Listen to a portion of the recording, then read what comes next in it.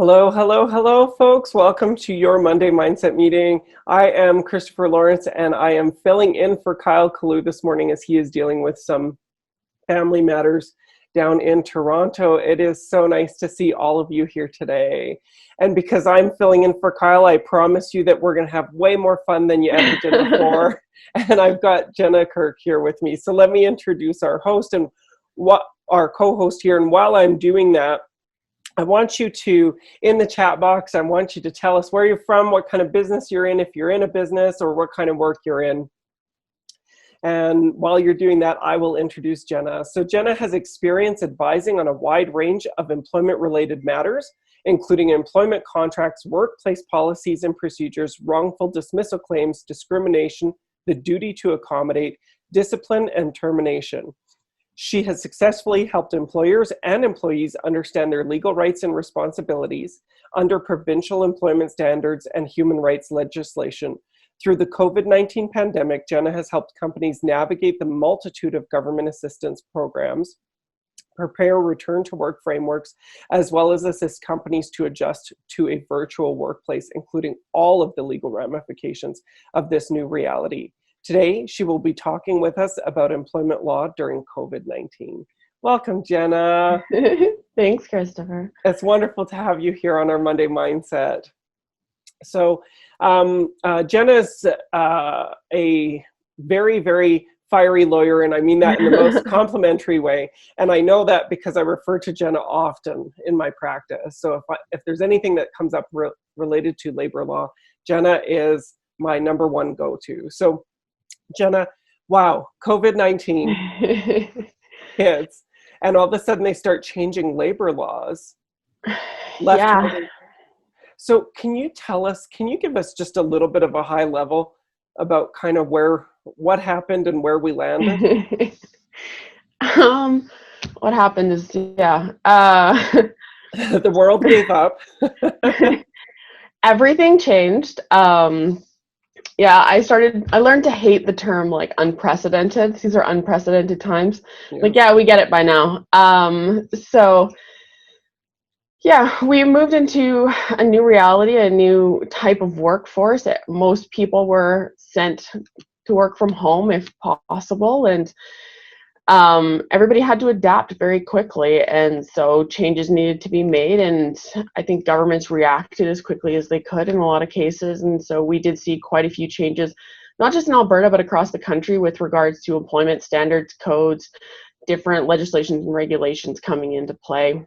What was the first thing that they changed, Jenna? I'm curious, because I know that they were moving so fast. What was the first thing that they changed? So one of the first things that was changed was with regards to temporary layoffs. So I know that right near the beginning of the pandemic, a lot of people were trying to figure out what to do with their employees. It's funny because working in employment law, I'm typically used to the point at which employer and employee start to disagree. And so this is actually one of the first times in my career where I've actually seen employers say, okay, well, what do I do for my employees? Like what can we do for them? Because, they have families, they have responsibilities, they have bills to pay and stuff like that. So you really did start to see that, what can we do to work together? And on the employee front, employees were much more understanding as well. We get that we don't have full hours, or, we get that this has to be a layoff. And so there was a lot of understanding between the two there, which is not something we know, like as an employment lawyer, we normally get to see. So it actually was quite nice from that perspective. People were trying to do whatever they could to keep their employees employed.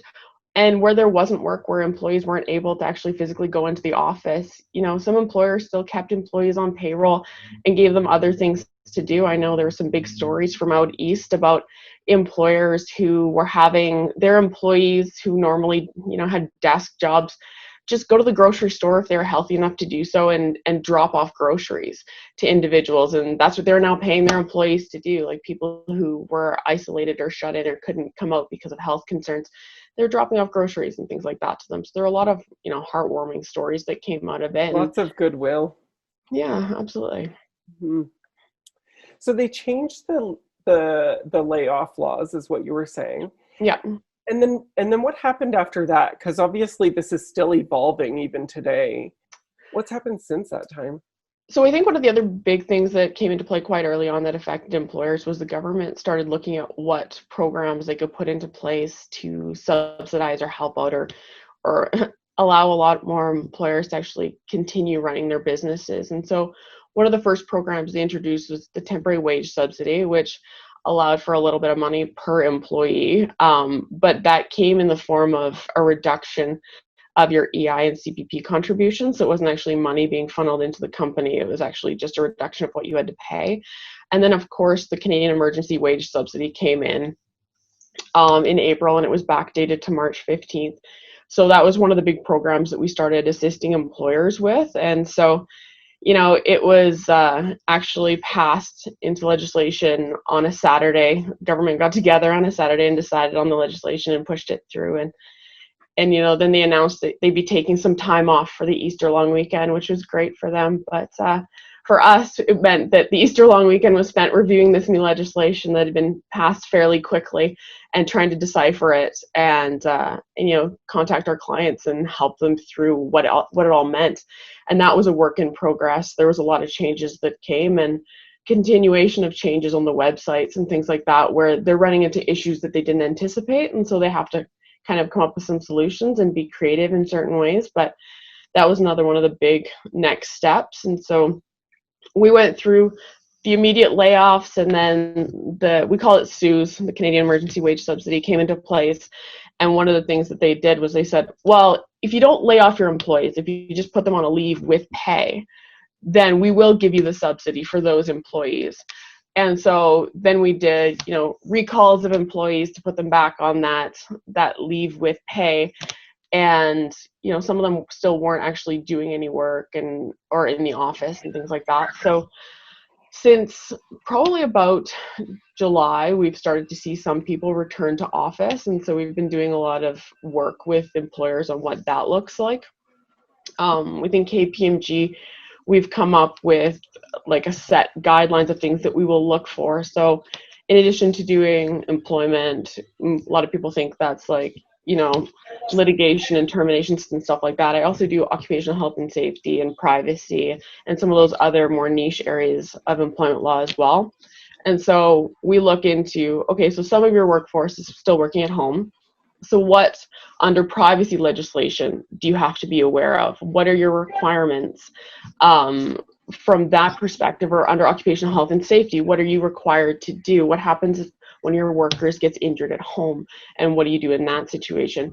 So what does happen in that situation? Because that's interesting, right? Oh, my favorite thing as a lawyer, it depends. World, right? And so right. Yeah, it depends. Okay, so it depends. And so much of this is, give me some examples. So much of this is like case specific, but yeah, like, does your employee have a set workspace where they're designated and that's where they work during the daytime? Or, are they sitting at their kitchen counter? A lot of the people that I talked to at the beginning of COVID didn't have an office space at home. Some still don't. I worked from my bed for a lot of it. Like, I would get up in the morning, make my bed and sit on top of it and work from there because I didn't have a workspace. And you think of like the ergonomics of that and the potential like long-term injuries and stuff like that from those situations. So you want to make sure that your employees feel supported and that they have what they need. At the same time, you don't want to break the bank and buy everybody a home office. So there's a lot of give and take in there, but is there any specificities on who is responsible for ergonomics in this case? Like, I think about that because so many workplace injuries are like repetitive strain injuries that come from, incorrect posture or, mousing or whatever. And of course, if you're working from a bed or your kitchen counter, you don't have your 90-degree angles in ergonomics, right? So is there any legislation on that, pre-COVID or now? Under occupational health and safety, there is the requirement for employers to provide a safe workplace, and there is the requirement on employees to participate in that. And so, I've worked with employers that have done everything from like a walkthrough of their employees' home And that's like virtual walkthrough of their employees' home to see what else can be done to, you know, employees understanding that the employer is there to support them. So if there are ergonomic needs, if there are things like that, then they can request them, and there's a process to be able to either be assessed or approved for different, you know, different workplace setups and things like that. So it, you know, also falls under like the duty to accommodate, where if somebody does require something different, you have to go through that and that process and see what you can do to support your employees. So. Yeah. Jenna, I'm really curious, because I know lots of people have been, like, everything moved so fast during this. Hey, it was just like, it's like, hey guys, it's like March 15th. Your entire life is different now. Welcome to 2020. We gave you 2.5 months to get yourself sorted out for the new year. And then, you know, it's like the universe decided to blow up. And so I'm curious, like, obviously there were some, you know, there were probably some mistakes made along the way. I'm really curious about like there's still, I know there's still some people waiting for like understanding of severances. There's still some, you know, companies kind of waiting to see what's going to happen. Like, it seems like there's a lot of waiting, you know, happening. And so I'm curious, like, what is it that an employer needs to know, and subsequently, what is it that an employee needs to know? Like, what are your rights as an employer? What do you need to be aware of? How do you need to be responding? You know, and then the same thing as an employee. I think that, you know, there's a lot of leeway right now because everybody is still trying to figure out what to do. Like, for the most part, I think employers are still looking to do what's best for their employees, providing a lot of flexibility with regards to a lot of the terms and conditions of employment right now. One of the things that I always recommend to employers right now, though, is, you know, if you've gone through some major changes, if you've got people now working from home who weren't previously working from home, if there are other terms of the employment of their employment that's changed, particularly we've been assisting employers with, you know, maybe repurposing some individuals into different roles, or combining roles and making roles slightly different so it works better from the different environment that we're now in. If you're doing stuff like that and making those changes, to make sure that you're taking a look at the employment contracts that you have, your policies that you have in place. Not a lot of organizations have a work from home policy in place, whether that's, you know, a temporary work from home policy or a more permanent work from home policy. Those are some of the things that we've been drafting a lot of, because, you know, we're coming into flu season, and under the Calgary Board of Education, if you have kids and your kids have the sniffles, or if they have a sore throat or a runny nose or a cough, your kid can't go to school. Right. So what do you do as an employee and as a parent in that situation? Because anyone with kids would know that when you get into that environment, kids are going to come home sick. That's just a reality that's going to happen. They can wear masks all they want, but the kids are going to come home sick or get sick at some point. And so employers have to be a little bit more flexible now too on, you know, we're going to have a lot more of these situations where employees are going to be requesting working from home. And, you know, you want to make sure that your policies are in place so that they know what they're required still to do. And even going through and creating performance reviews, or just creating documentation showing what the expectations are of those employees while they're working from home is really important, because what's happened during COVID is everybody's stability has been shaken or just completely destroyed. Yeah. And so employees as well as employers are looking for some sort of stability, some sort of grounding. And so putting in place set guidelines and like rules and stuff like that within your organization is actually a really important step for those employees to start to feel more normal, to start to feel like, okay, this isn't temporary. We don't need to just put up with this for a short term because this is continuing. We need to get into a groove where this works really, really well. Yeah, I really like what you just said there. You know, it's interesting. There's an audience question here, so I'm actually going to ask Yvonne to unmute herself in a second here.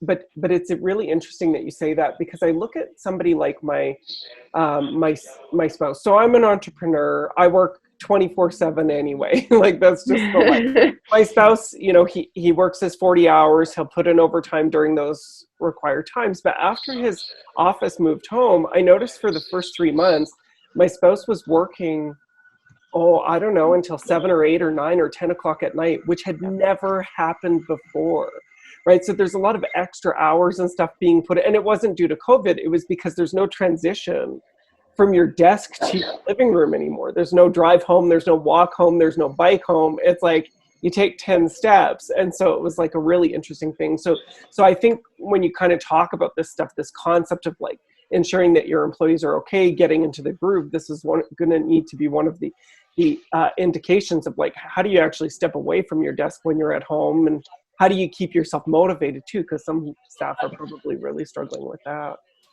You know. Yeah, and I totally understand that, because I always used to say that I'm an introvert, but when COVID hit, I was like, okay, but I don't want to be forced to be an introvert. Yeah, exactly. Tell me about it.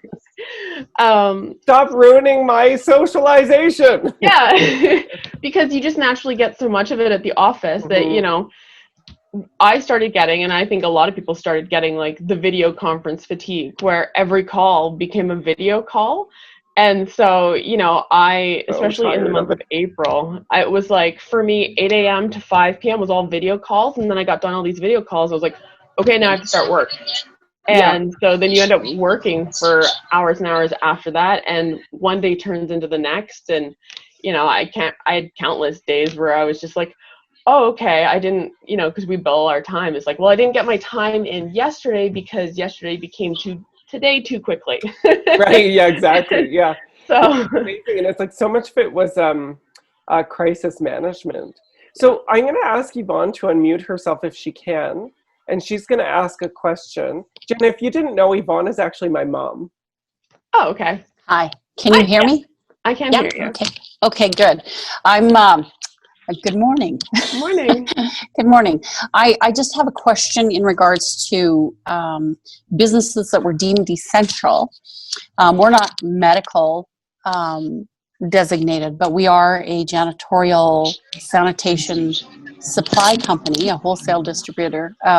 We've been around for 23 years, and we have had to work through this entire fiasco. We knew in January that we were going to be hit with something, because we started getting calls from the West Coast, communities out there asking for masks and sanitizers, and we were sold out of N95 masks by the end of January. And we started hearing in the news at that time that we were going to that something was coming. And we didn't know the impact that it was going to have. When everybody else shut their doors, we closed our doors to the public. But at that point, we generally field about 30 to 50 phone calls a day, and probably between 5 and 10 walk-ins a day, with a regular distribution route 5 days a week, within a 2.5 hour radius of where we are located. And we went from 30 to 50 calls a day to 200 to 300 calls a day. Our business went insane. My staff is burnt out. I'm burnt out. We go home at the end of the day and we go, when is this going to stop for us? So as an employer, I look at it and go, what is my obligation to protect my staff from the stress that they have been under for the last 9 months, basically, because we've been at this since January. We have, it's not just a matter of getting the product to the customer, but finding the products for the customer at this point, because manufacturing is not keeping up. And we get yelled at, and we get cursed out, and people are living in fear, and we pay the price for that. So what is my obligation as an employer to my staff that have had to work through all of this? So you do have an obligation as an employer, like I said earlier, Yes. to provide a safe workplace for your employees, and that also includes mental health. And Right. So, you know, part of that is OH&S requires you to have anti-violence, anti-harassment policies in place, and guidelines and procedures and things like that. And part of that is Right. also protecting your employees from customers. And you can inform customers that, you know, if they're not going to treat your employees properly and in a respectful way, that you won't deal with them. And that's, I have you know, tossed 2 customers to the curb during this. I have said, don't come back. your abuse is not tolerated. So yeah, because you need to protect your employees and, Yeah. protect from a hostile work environment. And that includes when employees, feel stressed or annoyed or any of those other feelings, and they go after each other and they start to tear each other down instead of trying to help build each other up. And then as an employer, you also need to be making sure, and I know this has been really hard, but making sure that your employees take time off. So you can mandate vacation, provided there's no union agreements or other agreements in place saying that you can't.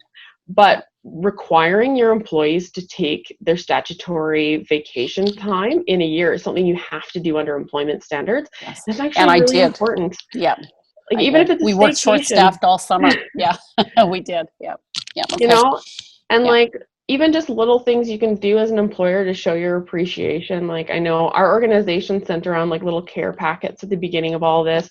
One of them included it was like seeds. It was like tomato seeds or something like that. And a number of people grew tomato plants and then had discussions about their tomato plants. And then another thing that happened around here was there's a bunch of guys who decided they just weren't going to shave. And so there's a big competition on who could grow the craziest beard and stuff like that. And just, doing things within your organization to keep people in touch with each other in a fun way. I know that we also have like morning Zumba on, I think it's Tuesday mornings. If you want to just join in on a webinar, there's somebody who leads Zumba. It's not my thing, but lots of people seem to love it. But 4:30 karaoke and beers happens virtually now too. And just some of those fun things that you can try and incorporate that they don't cost you anything. Everybody show up with your own whatever and just, kind of try and feel a little bit more normal, have some of those joking moments that you don't get when you're virtual, right? So, you pass somebody in the hall and you make a joke and you make a comment and everybody's laughing and walking away. And you lose that when you're sitting at home feeling isolated and you go through all these calls where you need to stay very professional.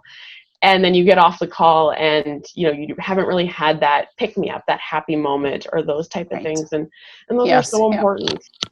Jenna, it almost sounds like, because you mentioned the OH&S, thank you for your question, Yvonne. You mentioned the OH&S,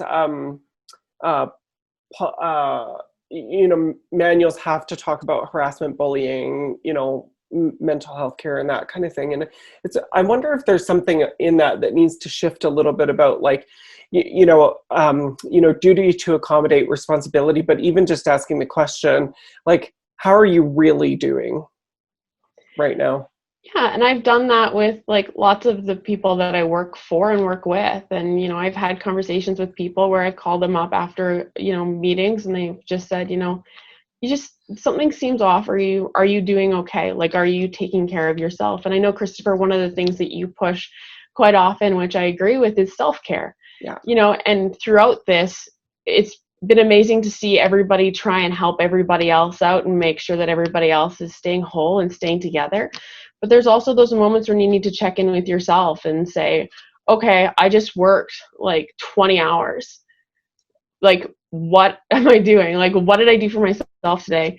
How am I doing mentally? Am I still able to do this? Because, a lot of people I thought at the beginning of this that we were going to be out for a shorter period of time than has actually gone by. Yeah. And so it's like, okay, so I can push for this period of time. We'll get through this. Things will be fine. Everything will go back to like normal. But the reality is, like, you can't push to the extent that a lot of us are trying to for that period of time without, taking some time off, getting some downtime, making sure you're getting sleep, making sure you're doing, all the things that you need to be doing for yourself. Like that's very important. And that's on the employee. Like that, as much as the employer can do to support that and to provide, different benefits or supports and things like that, the employees need to know that that's a requirement too on them. Like everybody needs to take care of themselves. We've got 5 minutes left before we wrap up, and then we close out the meeting, but we move immediately into our Q&A, which is in, it's for 15 minutes. So I'm going to encourage people to stick around for that. But just for this portion of the meeting, Jenna, what is it that the employee is responsible for? So the employee under OH&S as well also has a requirement to ensure a safe workplace and work environment. Under the duty to accommodate, they have a requirement to be involved in the process. From the employee perspective, like employees have actually been, from what I've seen so far, quite reasonable in accepting changes to different parts of their jobs, which has been great. Like we've seen a lot of contracts renegotiated, a lot of, new policies put in place, and employees becoming part of that process too, and voicing their concerns and getting their opinions heard. And I think that that's great. So actually asking, like, what do you need right now? Yeah. Just and employees actually having input. So one of the things that we've seen tons of is employers sending out questionnaires and asking, how are you doing? What of the benefits have you seen? Like, what are you looking for? What more can we do to support you? Getting actual input from employees, getting their buy-in, ensuring that you're building a company where everybody feels supported and more a part of the team as opposed to isolated. I think that was a big issue through a lot of this, was a lot of people started to feel a little bit isolated. And yeah, just making sure that everybody is part of the conversation is actually a really great way to get employees feeling like they're supported. Thank you so much, Jenna. Guys, we're going to start to wrap this up here. We're going to move into our Q&A portion. Daryl, I see that you have a question. We're going to get that in the Q&A portion here after we wrap up this portion of our meeting here. Jenna, thank you so much for being here. We're going to have you hang on so that we can open up the door. I'm also going to ask Jenna about some of the fallout. What can we expect in terms of lawsuits and this kind of thing as we move forward? And then any other sticky labor law questions that you guys might be really interesting for us to hear from. I do want to let you know Kyle will be back next Monday. And our next guest is Tyson Gaylord. He's the host of the Social Chameleon Show, which is a podcast. And he will be talking with us about dealing with electronic distraction. So that's going to be one that you're not going to want to miss. And I did want to let you know that I believe I think it's November, isn't it, Catherine? We're going to be wrapping up the Monday Mindset meeting. So we did this for a period of time during COVID, and it's going to be transitioning into a podcast that we are going to be launching. It'll be, we'll have two podcasts a week, and it'll be called Inspired Action for Imperfect Humans. And so it's really a bridge from the Monday Mindset meeting. So we think that you're really going to love it, and it just allows us to change the format a little bit and get out to more folks. So Jenna, if I could just get you to hang on here, there's rules about which video I have to play and when. And I'm going to play that now, and then we'll move right into our Q&A. Sounds great.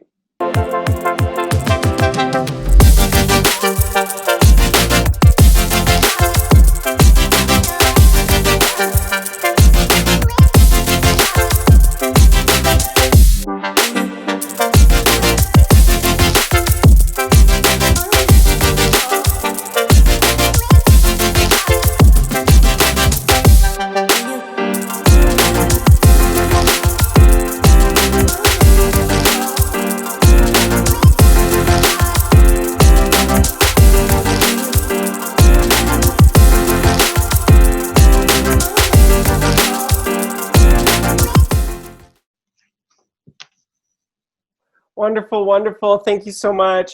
Catherine, just for clarification, do I record this portion of the meeting as well? We don't record the Q&A? You don't think so? You know what? I think I will, and then maybe Shane can edit it out.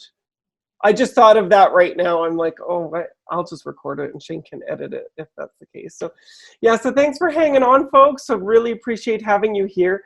Jenna, we did have a question. Daryl, do you want to unmute yourself? Are you comfortable with that?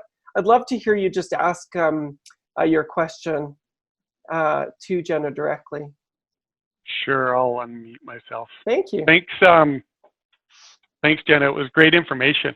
But I'm curious to understand how government policies can mess up employees and employers. Like if all of a sudden a school shuts down again or something like that, where all of a sudden the productivity just gets in a spiral. I think that puts a layer of stress on certainly families with kids, that they have to take care of their kids. Yeah. And I'm just using that as one example of No, it's of the true. government policies that can immediately affect things. And all of a sudden that stress level continues to go up and up. Like, how do you put a policy like that in place when you don't even know what the next policy around the corner is going to be? And that's why what we're doing right now, like with regards to our work from home policies and putting in place stuff like that, is just making it as flexible as possible. Because the other reality, and potentially the terrifying other reality, is that, you know, COVID-19 hit us this time, and 2, 3, 5, whatever years later, we're going to have something else, right? Like a lot of individuals are saying, you know, masks will just become part of your first aid kit at home. It's not something that we're going to forget about in the future. And so, you know, we want to make sure that companies don't just make it through this period of time, that they're adapting so that in the future, we're prepared for stuff. We're more prepared for stuff like this. We've got policies in place, and whether it's this or whether, you know, there's any other environmental crisis or anything like that, that your company is just stronger and moving forward and able to cope with situations like this. And you know what, we've had a lot of employers want to reopen September 1, and I'm always like, oh, maybe let like schools reopen first, and we can look at like an October or November return for all of your staff, because we just see it as, you know, everybody's going to get into the office, somebody's going to get sick, and then everybody's going to return home, and that morale kick might actually be worse than if you wait an extra month or just kind of see what's going to happen. So we're trying to make things more flexible. There's also that home office tax deduction that we're trying to ensure that employees can claim if you do have people working from home. So there's a lot of looking at contracts and policies from that standpoint so that they become eligible for that.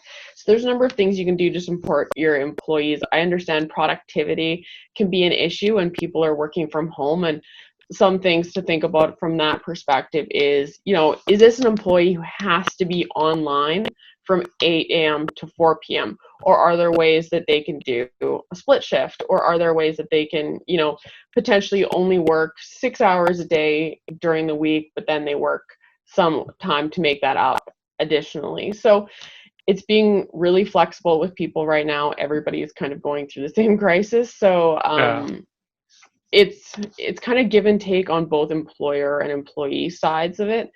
And, you know, I know that Christopher wanted to get into some of the litigation discussions, but from what I've seen so far, at least, there hasn't been, like, it's coming, and I know it's coming, but there hasn't been the same level of litigation that you would actually expect. I think employees do understand, and there's a lot of employees who are grateful to continue to have a job, because we've seen a ton of job loss, particularly in Alberta. And employers really are doing what they can to keep the employees, you know, going and supported. And the government does have the Canadian Emergency Wage Subsidy.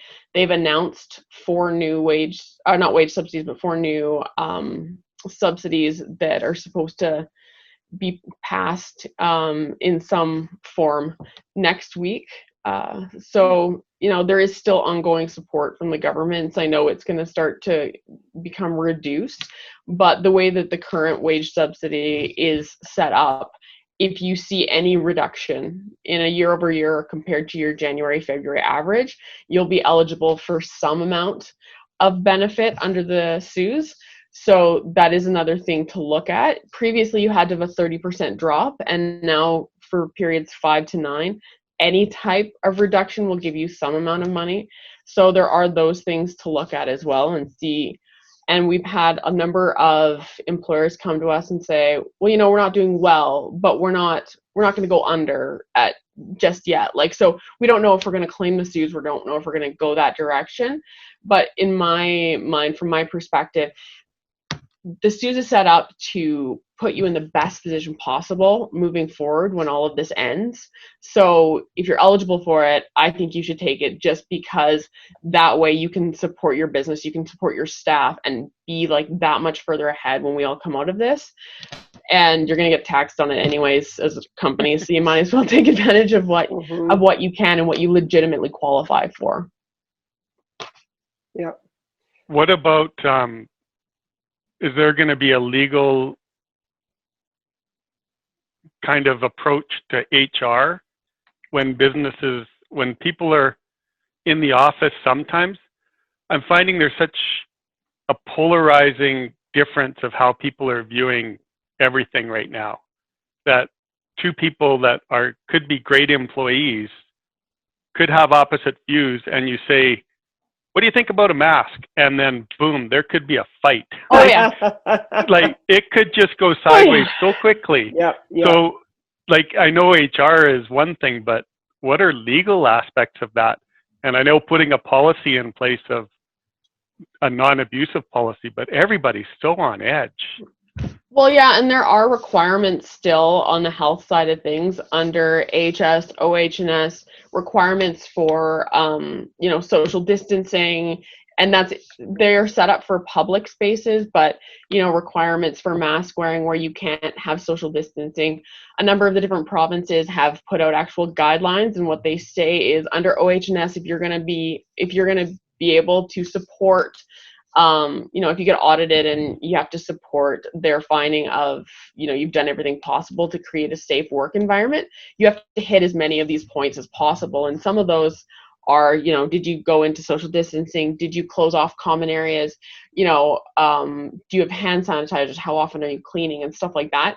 So to be able to really fully support an inspection or investigation at your organization, you're going to want to make sure that you can hit as many of those boxes as possible so that you don't get found non-compliant with the legislation.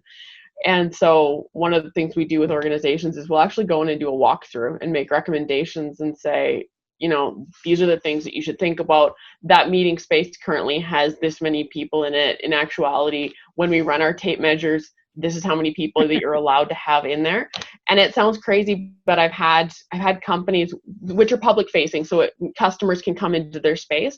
I've had some of them actually shut down for a day because they had too many people based on social distancing guidelines. They had too many people in their business. And so they get shut down.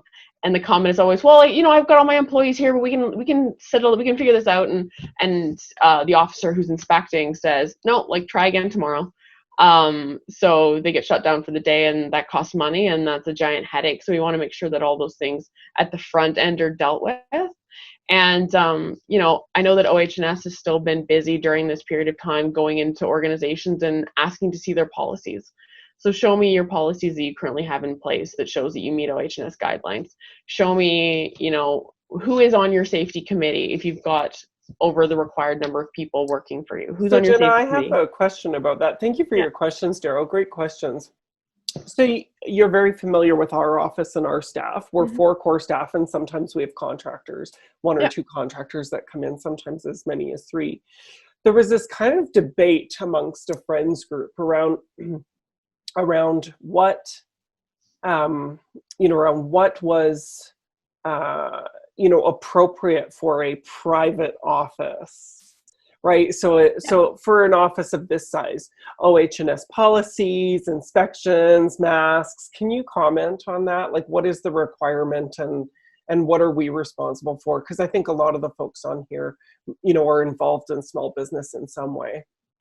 So on the Government of Alberta's website, there's actually a really great document that's return to work for businesses. And it's actually more of a manual on how big it is, but it actually goes over that. So for private workplaces, what things you have to think about. And that's kind of one of my comments to Daryl was, if you get inspected, you want to be able to go back to them and say, look, I've highlighted it. These are all the things we were able to do based on the way our business is set up.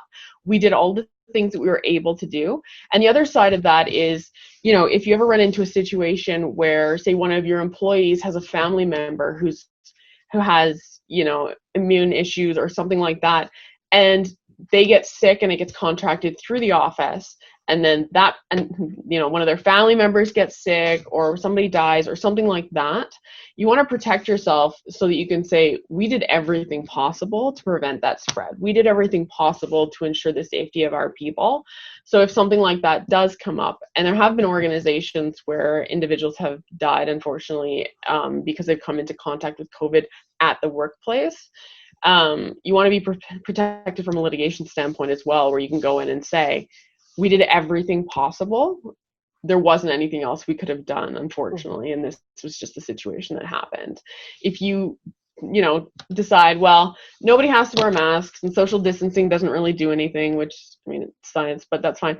And, take that perspective and approach, it's really hard once you get to a litigation stage to say, well, this isn't our responsibility, because, you did put them in a situation where they were more at risk. So you run into potential litigation issues and liability issues on that front too, especially since the government and AHS have put out guidelines on what should be done to create a safe workplace and maintain a safe workplace.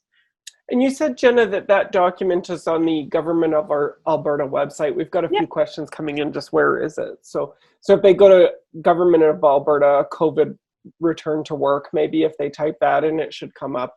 Yeah. Yeah, good stuff. Okay, Jenna, I'm going to ask one last question here for the group. It's not COVID related, but it is always a big hot topic. I know you weren't expecting this. Can you talk about the difference between what is workplace bullying and what is not workplace bullying? Because I think sometimes people get this confused. It's a very hot topic. I think it's extremely common, actually, as a hot topic. Catherine has posted your information in the chat box. So folks, you can reach out to Jenna. She's with KPMG. She is a fierce labor lawyer. She is always my go-to for my clients that come in that are having labor issues. They're always put in touch with Jenna. So Jenna, can you comment on this thing about workplace bullying? Like, what is, what isn't? Because I think people get themselves emotionally wrapped up on both sides of that fence. So can you help us unpack that in just a couple of minutes? I mean, yes and no. I'll do my best in a couple of minutes. That's like, how much time do you have? Massive workshops on and things like that. Interesting, yeah. But the reality is, if you're actually just performance managing an employee, that's not bullying. You can definitely manage your employees. Where it moves more into bullying and harassment is where it can be identified as singling somebody out. Obviously, any type of derogatory comments or comments that violate anything under Alberta human rights and that type of thing fall into more the bullying category of repetitive issues. And, we've all had those moments where we said something in a tone that, was probably inappropriate, or said something we didn't mean. And in those situations, as a leader, go back and apologize for them. Like, I've been in so many discussions and comments and sat in on so many client calls where I've literally witnessed and wanted to push the person so hard to just say I'm sorry, just get there, and you can see them like dancing around it and never quite making it to the point of having those words come out of their mouth, and you're like, oh, you were so close. But the reality is, like, if you want your employees to be accountable, to take responsibility for when they mess up, as a leader, you have to do the same thing. It's the same thing with kids. If you want to get them to that point where they apologize for things, they have to see you do it. And that is employees as well. They have to see you come back and say, I was really upset. The situation got out of control. I'm sorry for the way that I reacted, and really just get down to it and have those moments where you kind of make up. Everybody gets into stressful situations. You have your work family that you work with so much. You get into fights with your own family, you get into fights with your work family, but making sure that you come back and mend those relationships is super important, especially as a leader. And, that's the title that I like to use for anybody who's in any of those C-suite positions is you're a leader. So lead. People are there and they're watching you and they're watching what you're doing and they're taking their cues from you as well. And so I think that's really important. And if you have those moments where you slip up, then, it's amazing. I think the power of that, I'm sorry, I made a mistake. I'm sorry. It's amazing. I think it's amazing, when that's applied appropriately, how often that would keep people out of litigation. And it's not the Canadian "I'm sorry" for everything. Yes, but it's, but it's an honest to goodness, like, I'm sorry. Like, I had a moment where I'm human and let's figure out how we get through this and what we do to make this better. And that's right. It's very powerful. Yeah. Thank you so much for being here, Jenna. I'll call you in just a minute to have a quick debrief. Folks, thank you so much for joining us on this Monday Mindset meeting. So happy to have you here. Looking forward to seeing you on the next one. And that's it from us. I think Kyle just very quickly wraps up the meeting, doesn't he, Catherine? Okay, great. Awesome. Bye, guys. Take care. Bye. Have a good one.